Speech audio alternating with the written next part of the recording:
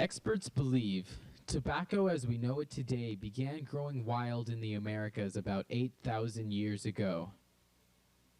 An Indian is depicted smoking tobacco on a Mayan artifact found in Guatemala, which dates back about 1,000 years.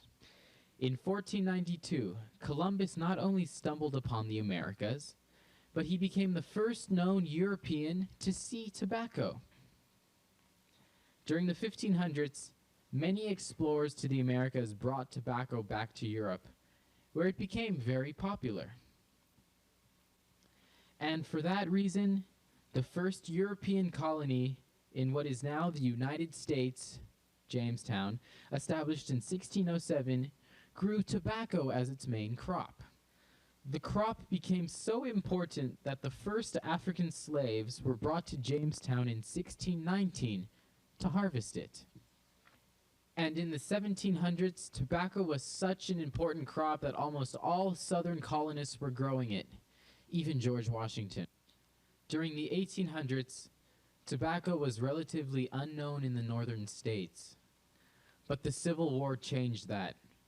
Chewing tobacco was given as rations to northern soldiers, who then raided southern warehouses to bring it back home with them. In 1864, the first American cigarette factory opened, producing 20 million cigarettes. Improvements in transportation meant that cigarette brands could be marketed nationwide, creating a need for them to be advertised nationwide.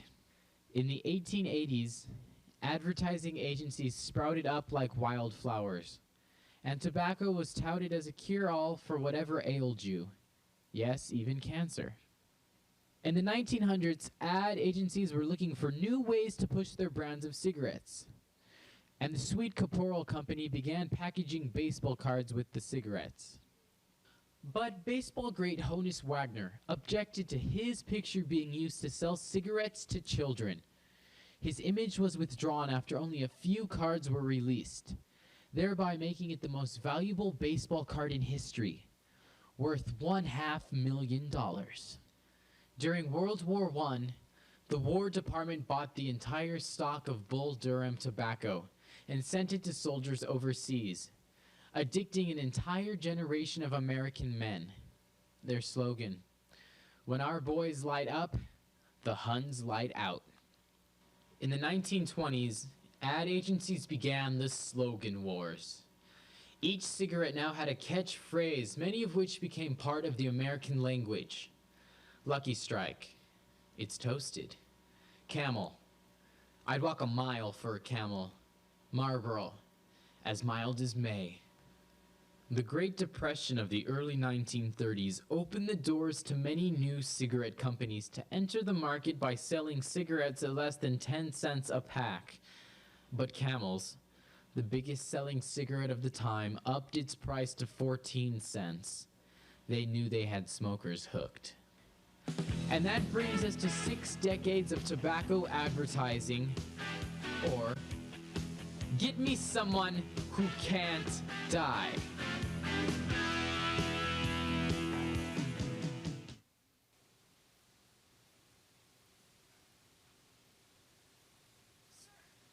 I have excellent news. According to these statistics, 53% of American men are now smoking. Ah, yes. And 66% of them are under 40. Yes, yes. We're getting them younger all the time. But what can we do to increase sales? How can we use this World War II thing to our advantage? I was working on that. I thought we could give some cigarettes away. Sir, give them away? Why would we do that? That's just preposterous. Hear me out. It worked during the Civil War, it worked during World War I, and it'll work again. We give them to soldiers out on the field, but when they come back, they'll be addicted and we'll have them hooked. We'd be guaranteed millions of new smokers, and all of them young. Ad man, you're a genius. That's just great, gentlemen. But what about our women smokers? What about them? We don't have enough of them.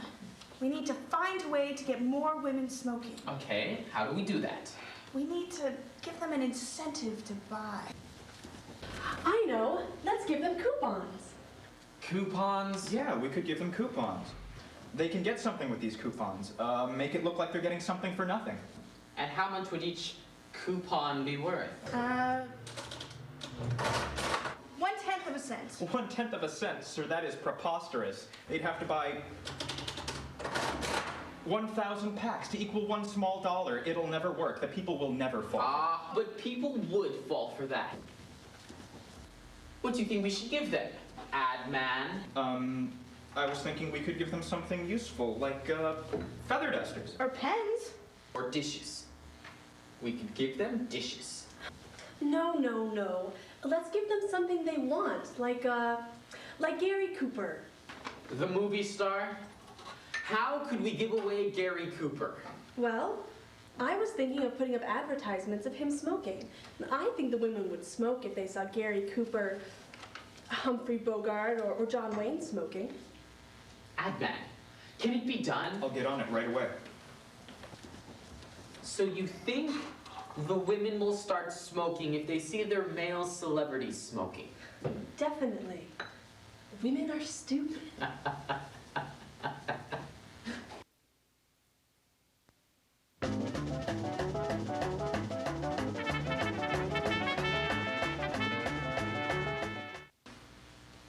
Sir, I have those reports that you requested. Good, good. Sir, according to these reports, women smokers are on the rise. 33% of all American women now smoke. Excellent. Yes, truly excellent. By the way, congratulations on your promotion. Thanks. You're welcome. The problem is that men are still at 53%. That's not so excellent. I think the problem is that there aren't enough young smokers. What can we do about that? How can we use this newfangled teca television? Yes, television. Thank you. How can we use this to our advantage? I was working on that. You know that new big hit show, I Love, Lucy? Yeah, I Love Lucy. Well, I got Lucy and... Desi. Right, Desi, to smoke for our next advertisement. In fact, it should be on right now.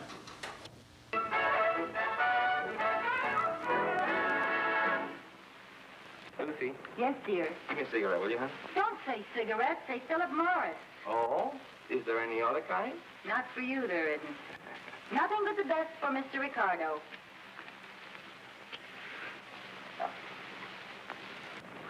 Thank you. Lucy, you're so good to me.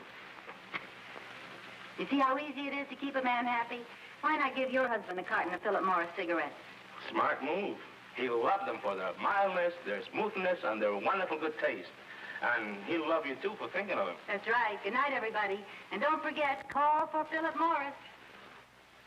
Call for Philip Morris! That'll get him. Oh, sir, I have some good news. Humphrey Bogart just won an Oscar for African Queen. Excellent. That'll help. And not only that, Gary Cooper has already won an Oscar for High Noon. Excellent. That'll help. The movie idols are smoking. The television stars are smoking. And the kids are watching them smoke. You know what that means? It means the kids will begin smoking too. You know why? Because kids are stupid.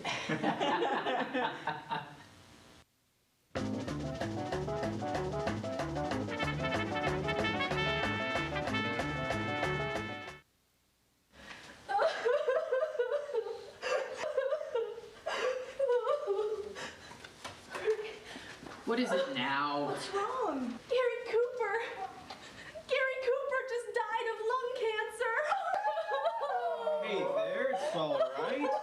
We still have Humphrey Bogart. No, he died last month, remember? Died of what? Guess. Lung cancer? Well, how's John Wayne doing?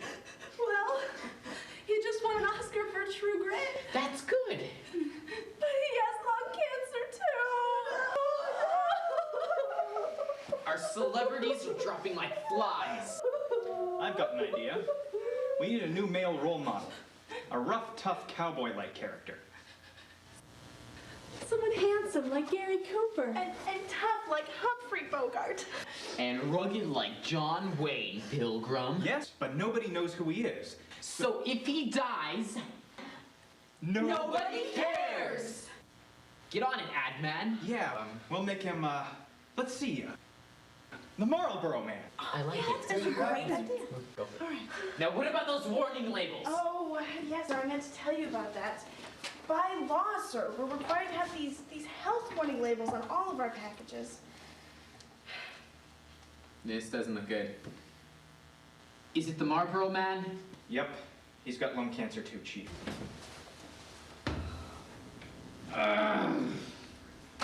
Get me someone who can't die. But, sir, everybody dies. Not everyone. Here's something I've been working on. You see, a cartoon character can smoke, but they can't die.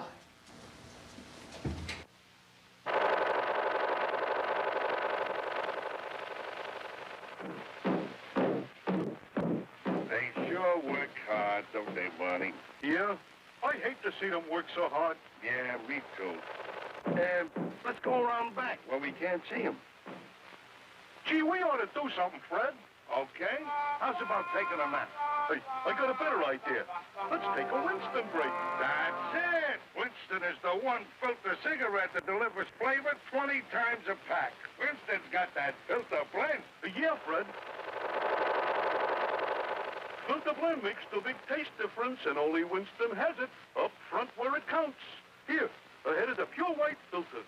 Winston packs rich tobaccos specially selected and specially processed for good flavor in filter smoking. Yeah, Barney, Winston tastes good, like a cigarette should. Excellent. But maybe next time we can get Dino to smoke too. Maybe Pebbles. Or Bam Bam. And they can have cute little cigarettes in their tiny mouths and get kids interested too. The kids will watch this show and they'll want to smoke. They won't know it's bad for them. Because kids are stupid.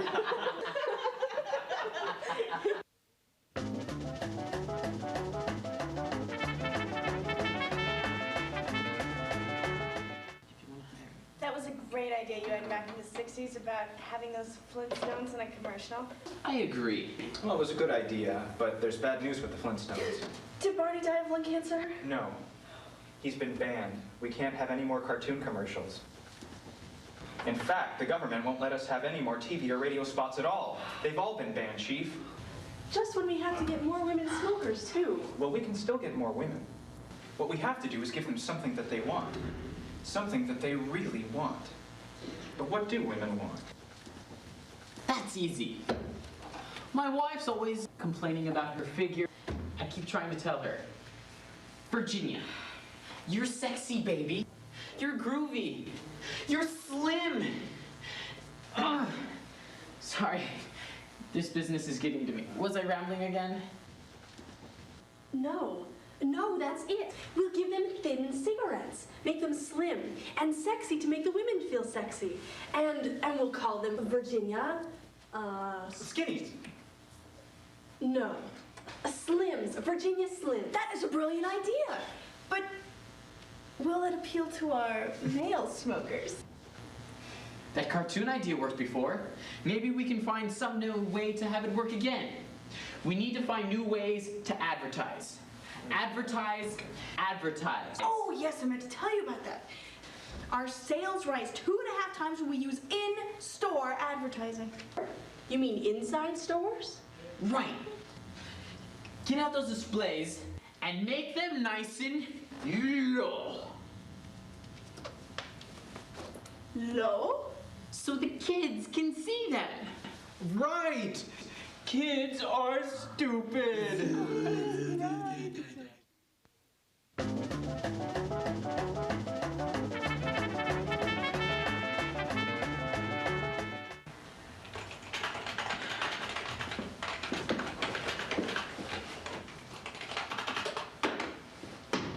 Morning. Morning. Oh, sir, the news is terrible. The Surgeon General has just submitted his report of the effects of secondhand smoke. Oh, it's bad. Not only that, but lung cancer has become the #1 killer of women in America. Ouch, very bad. And as if that were bad enough, teen smoking is down. Ad man, what can we do about the kids? Well, I've been working on a cartoon like you said. I figured the kids would like someone who's cool. What's cool nowadays? I like sunglasses. Yeah, and you know, leather jackets are hot. Oh, yeah, totally rad. Okay, so we get some kind of cartoon character in a leather jacket and sunglasses. Some kind of radical sunglasses dude. In fact, kids like an animal, so let's make it an animal. What kind of animal, Joe? I don't know. A gorilla, maybe. Coco, the radical smoking gorilla in shades. No, Joe. We're the Camel Company, Joe Camel! Joe Camel! That's it, Joe Camel. Joe Camel. I like it. Oh, but there's more bad news. You know about these warning labels? Well, this is what they have to say. Smoking reduces life expectancy. Smoking is the major cause of lung cancer. Smoking is the major cause of heart disease. And smoking during pregnancy can harm your baby! Oh! No. What are we gonna do, sir, with these labels and say all these horrible things? It's all right. Nobody reads labels. Who doesn't read labels? I don't. Do you? Labels? What's a label? You see, besides, there are lots of big words on there that no one likes to read, especially not kids. But that's just crazy. Who would buy a product without reading the label first? I mean, that's just plain Stupid? Exactly. Kids are stupid.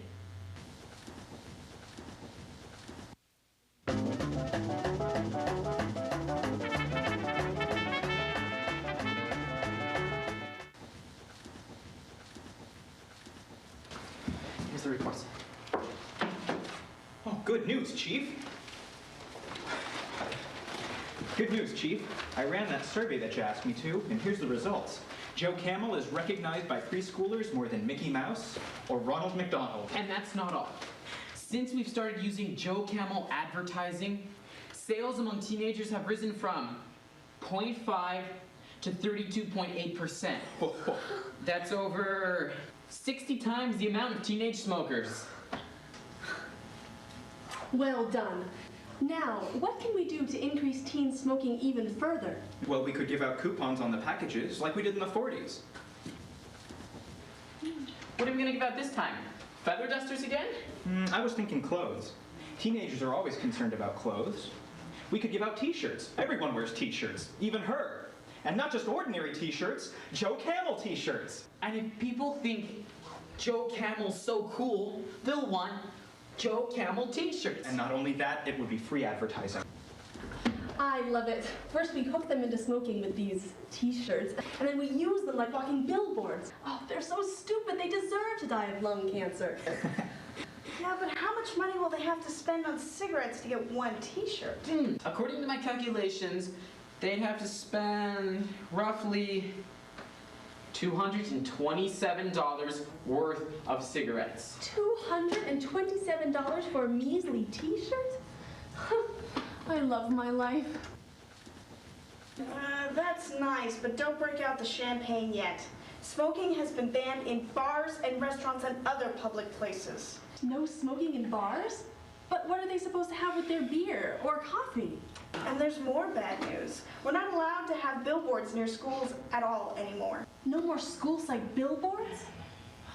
Well, at least we have Joe Camel. Nope, he's been banned too. You worked too well, I guess. I'm sorry, he was your baby. And that's not all. Now what? There'll be more regulations by the year 2002. No more outside advertising and no more billboards. We're only allowed to advertise inside stores that sell cigarettes. And that's not all. We've just been fined $206 billion. We are in a dilemma here. What are we gonna do? 206 billion? How are we gonna pay for that? Well, we'll just raise cigarette prices by 50 cents a pack. Will they pay it? Once they're hooked, they have to. But 3,000 smokers die a day from smoking-related diseases. How are we gonna make up for all of them? The kids. We have to get the kids.